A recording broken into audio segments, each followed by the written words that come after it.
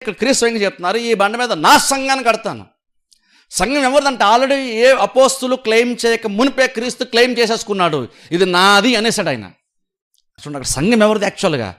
Basic మనకు సంఘం అని ప్రసన్న కుమారుడు అనుకుంటారేమో మీరు. సంఘం అంటే యాక్చువల్గా ఏ ఒక వ్యక్తి యొక్క సొంతము కాదు. అది నేను చాలా చెప్పని చూసా. సంఘం అంటే అది ఎంత గొప్పదంటే అది ఎవరో ఒక మనిషి కంట్రోల్లో, మనిషి యొక్క చేతుల్లో ఉండేటువంటిది కాదు. ఆ మనిషి పుట్టిన తర్వాత స్టార్ట్ అయింది కాదు, ఆ మనిషి చచ్చిపోతే అది ఆగిపోయేది కాదు.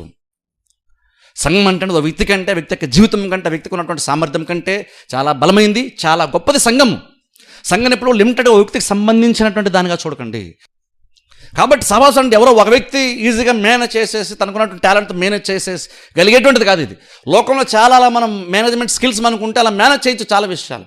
కానీ సంఘం అనేటువంటిది అలాగ మనిషి యొక్క జ్ఞానాన్ని బట్టి, మనిషి యొక్క సామర్థ్యాన్ని బట్టి దాన్ని నడిపించలేము. అది దేవుడిదన్న విషయం ఫస్ట్ ఆఫ్ ఆల్ రికగ్నైజ్ చేయడం అందరి యొక్క రెస్పాన్సిబిలిటీ. మీదే కాదు, నాదని అంతే. సంఘం అంటే నాది కాదు, మీరు నా దగ్గరికి రావట్లేదు. మీరు నా మీద డిపెండ్ అయ్యి యాక్చువల్గా నిజంగా నా మీద డిపెండ్ అయ్యి మీరు లేరు. సంఘానికి ఎందుకు వాల్యూ ఇవ్వాలి అంటే సంఘం అంటే మనిషిది కాదు. ఒక మనిషి ఉంటాడేమో, కనబడతాడేమో, కానీ సంఘం అంటే యాక్చువల్గా చూసుకుంటే దేవునిది. ఈ బండ మీద నా సంఘాన్ని నేను కడతాను. అది ఆయనది. ఆయన అంటున్నాడు నేను కడతాను.